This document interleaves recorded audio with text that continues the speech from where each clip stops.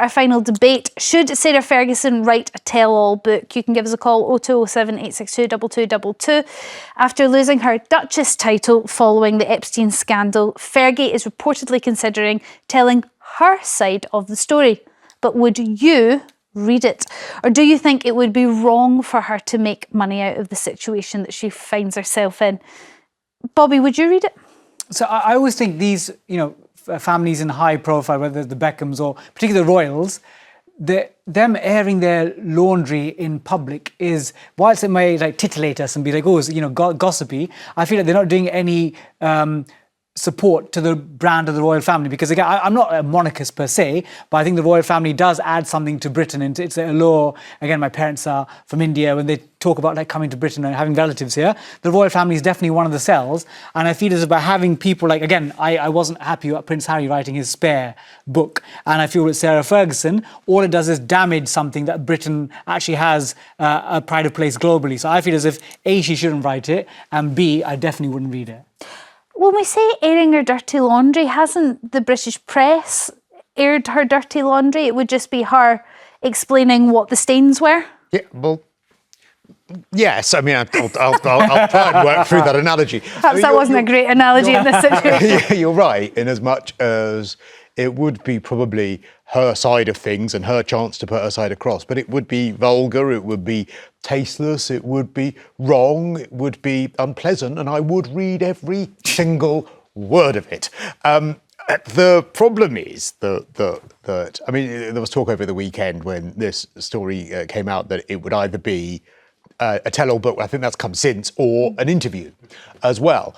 And this is the danger. By cutting Sarah Ferguson loose from the royal family and being so strict with her, losing her Duchess title and losing everything, there is the danger that then, well, how am I going to earn money? I'm going to get these amazing offers for books and the like. What do I do going forward? So, and also, of course, will she now, in order to rehabilitate her image, try and throw Prince Andrew, the former Prince Andrew, under the bus completely by saying, well, look, I knew nothing about what was alleged to have been going on.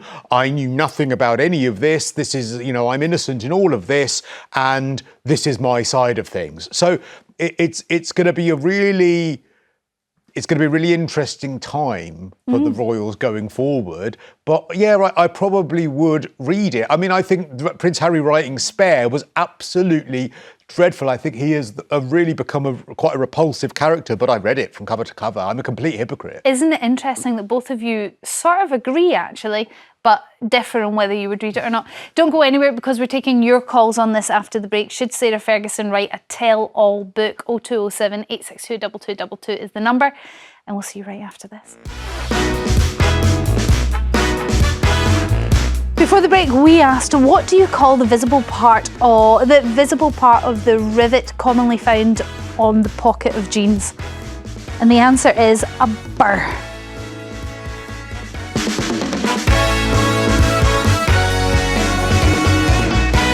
Welcome back. We are live on 5. Bobby and Cristo still here with me. I'd love to know when you could drop that casually into conversation. What's that? Oh, I love the burr in these jeans. I don't know when that would ever come up. And I'm glad it was that answer when you brought that up as well. The way you could do it is because there's the burrs are little things which caught on trousers, which sort of inspired the invention of Velcro. So you could probably link Velcro and... Only you, Bobby, could fit it into casual conversation. Yeah, I would. There you go. There's your challenge of yours for the rest of the day. Okay, let's now get into calls on whether Sarah Ferguson should write a tell-all book.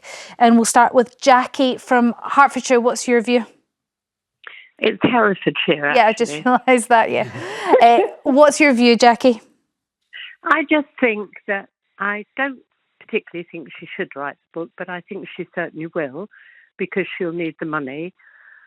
I don't have any great views on anything, except that if Prince Andrew has done the things he's done, that they shouldn't be condemned. But in actual fact, they've never gone through a court of law. He hasn't been condemned of anything, but the court of human people have just made him a pariah. And I don't think that's right. I think he should go before a court. Well, that's a slightly different debate about Andrew and Mountbatten Windsor, but it is hard to keep up with, and it'll take a while for us all to get used to that. But if she wrote a book, Jackie, would you read it? I probably would, because everybody's very terrible on gossip. We all are. And I'd like to know what she has to say. I wouldn't necessarily agree with it, but I probably would read it, yeah. I mean, she's written 2 books prior. Have you read either of them? No. No, so I don't... Does Budgie the Helicopter count? No, sorry, she's wrote 2 autobiographies prior. I didn't know that. I remember the theme songs in my head now. The helicopter. I mean, I think this would be a very different theme, Bobby, too. And the thing is, she wouldn't get, a publisher wouldn't give her a deal at this time unless she can go to them and say, right, I can tell you X, Y, Z. They're not going to give her a deal to just talk about going and, handing her laundry over to her lady in waiting. It's going to be juicy stuff. And I think that whatever she would write is probably going to be damaging to the royal family. Do you think so? Because, like Jackie says, I don't know how much dirt she would be dishing on Andrew. But what would be the point in then giving her a publishing deal then? About that would... Also, they seem to have such a lovely relationship, a rather unusual one, albeit, but...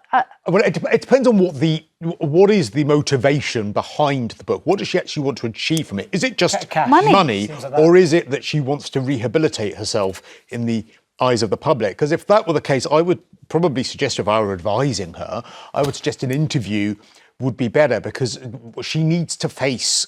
And by writing a book, it's going to be her own puff piece, isn't it? An interview would mean that she would face tough questions. And if she can deal with those, then I think that she would get more sympathy from the public. Would you be more comfortable with an interview than a book, Bobby? But possibly because then we can actually get questions answered that we want to know. Because with the book, as you said, it's a puff piece. It says, here's my side of the story, and there's no dialogue. Whereas I feel like with an interview, at least the public may get some additional information that they may not get from a one side of the story. Interesting, I noticed her first book was in 1996. 15 years later, her second book came out, Finding Sarah. So actually 2026.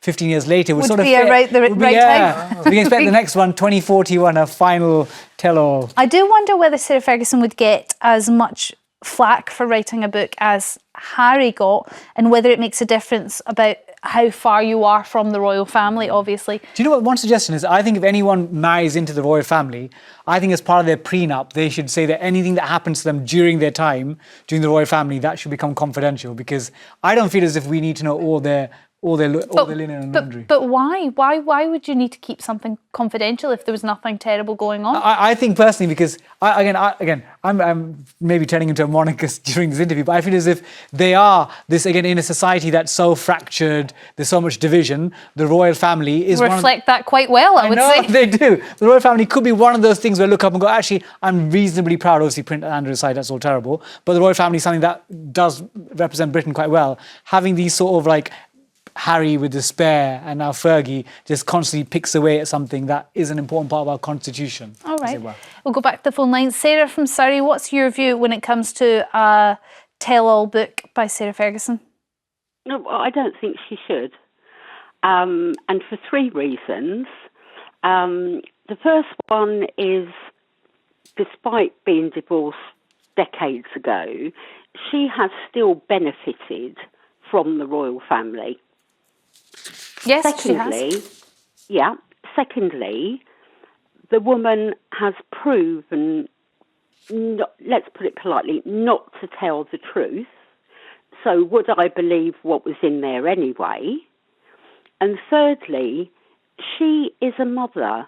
Where is the integrity? How much more do you want to embarrass your children? Well, she is a mother. Well, arguably, they've already been pretty embarrassed by their father. But arguably, she's making money for them. And also, would this be... Look, she's not making money for them. She's making money for herself.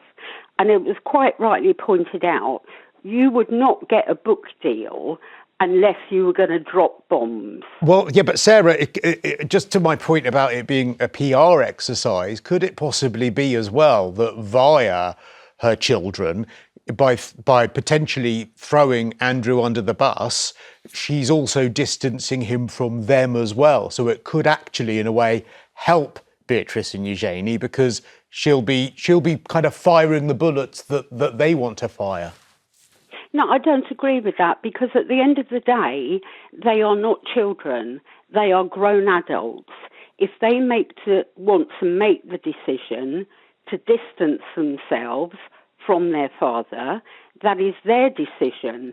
That's not her mother's How would we know that they've or done her that? mother's action. How would we know that they've done that, though? Because they are still part of the royal fold. They still have their titles. This way, she could say, well, look, none of us knew any of this, none of us, and actually get out their story and their side of things without actually them having to do it.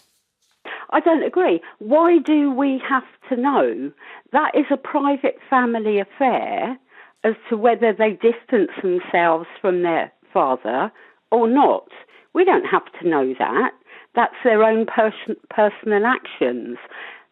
The only reason for wanting to write this book is money, and I wouldn't necessarily believe what's in it at all. Would I read it? No, I wouldn't.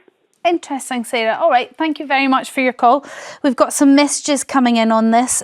Jordan on Facebook says, make the book free if she is so concerned about telling the truth. So if it was all about just telling her side of the story, she should release it free for everybody. Substack. I mean, do you think that's appropriate? Do you think she would do it, Cristo? I don't think she would do that at all. I don't think there's a chance in hell of her doing that at all. She will take the money, and I think it is tasteless that she'll probably do it. Well, she has done it twice before. I don't know why we're all so surprised that this might be in the work. It's not got the tea in it that this would probably have. Potentially. Janet on Facebook says, well, to be honest, there are 1,000 of autobiographies out there, so she has every right to write hers. If you don't approve, you don't need to buy it. So many disapprove of Spare, but it turns out to be the biggest seller worldwide and translated into several languages. So is it just the case of a minority like yourself, Bobby, tutting away while the rest of us are like, yes, spill the tea, let's hear it? And I think in a social media era, this will be dynamite on Instagram, on X, on Facebook. It will be shared everywhere. So I can see why commercially a publisher out there will give her a good deal, but I still think it's morally the wrong thing to do for her. The problem with Spare, and why I think it was horrible, to be honest, is because with a book, and going back to the point I made about the interview, she could say anything, and as long as it's within legal boundaries, she could say, I was horrifically treated, the late Duke of Edinburgh did all this terrible stuff, he didn't like me, all of this stuff. And because the royals are royal, they can't respond. That's exactly what happened with Spare. There were all these accusations from Prince Harry, and they couldn't respond, and that's not really fair. Okay, Lavina from Essex, what's your view? Well, I'm a believer in forgiveness, and I just feel that being a member of the royal family is very, very difficult. And I think she should write a book. Hopefully it won't be too ghastly and say too many horrid things, but I feel that she adores her children. She's got back to Prince Andrew. They've lived together because they're devoted to their children. And she may have to leave England because she probably won't be able to afford to live here anymore. But I just think that we should all stand back and stop being horrid to everybody. And I just think this country has become really rather unpleasant, especially for the royal family. And Prince Andrew has obviously made huge mistakes, having Epstein as a friend. But he's been painted and vilified. I mean, he's not murdered anybody. Okay, Lavina, on that interesting note, we're going to have to end the show. I wish we could have talked more. A huge thank you to my wonderful panel, Bobby and Cristo, for being with me. Thank you for watching. Thank you for all your calls and messages. Alexis will be here tomorrow. Until then, have a very lovely day.